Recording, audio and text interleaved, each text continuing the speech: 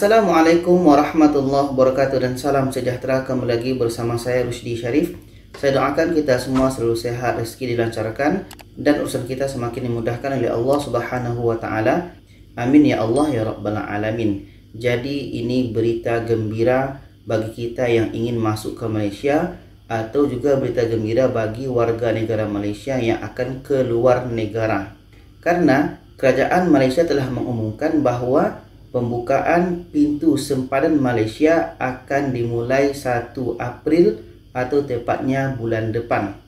Nah, ketika kita mendengar pembukaan pintu sempadan Malaysia ini, maka yang terbayang oleh kita pasti adalah kita sudah mulai menjauh dari musim pandemi ini.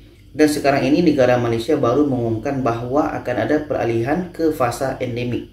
Jadi, ketika pintu sempadan Malaysia telah dibuka, apa kemudahan yang didapat?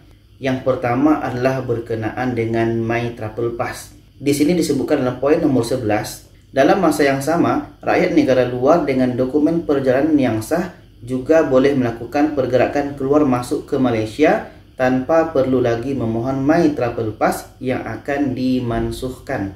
Di sini dapat kita pahami bahawa yang selama ini My Travel Pass, ramai orang yang pusing, puyeng dibuatnya. Bahkan ada beberapa orang yang selalu chat saya, apakah itu di IG atau medsos lainnya, sampai saya hafal nama mereka. Mereka mengadu, selalu My Travel Pass di reject.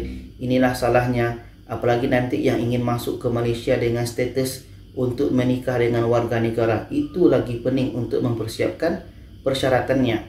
Nah, ketika My Travel Pass akan dimasukkan dalam waktu yang terdekat ini, maka ini berita yang sangat gembira bagi kita semua ya. Pening tu membuat My Travel Pass. Saya pun ada membantu sahabat-sahabat kita ini untuk membuat My Travel Pass. Alhamdulillah yang saya bantu itu semua diluluskan masuk ke Malaysia ini. Jadi kapan resminya My Travel Pass akan dimasukkan, kita tunggu saja informasi dari kerajaan Malaysia dalam waktu yang terdekat saja. Okey, itu berkenaan dengan My Travel Pass. Dan maknanya ketika kita masuk ke Malaysia, aplikasi MySejahtera wajib ada.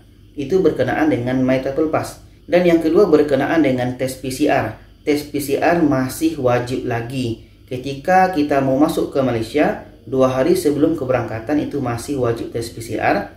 Dan nanti setibanya di Malaysia pun masih ada lagi tes PCR. Dan yang ketiga berkenaan dengan kuarantin. Apakah kuarantin ini semua dimasukkan? Untuk sekarang ini masih untuk bagi yang telah mendapatkan vaksin lengkap atau booster.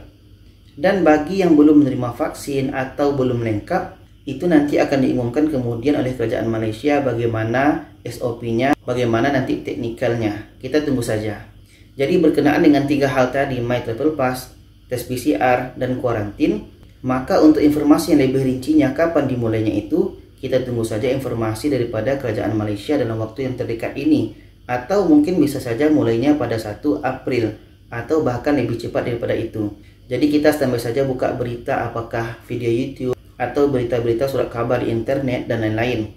Jadi dengan adanya buka sempadan pintu Malaysia ini, mudah-mudahan yang selama ini kita telah lama menunggu untuk masuk ke Malaysia, mudah-mudahan sekarang mulai lega karena peraturan sudah mulai seperti dahulu kala lagi. Oke, itu saja, semoga bisa dipahami. Silakan share kepada lainnya. Terima kasih. Wassalamualaikum warahmatullahi wabarakatuh.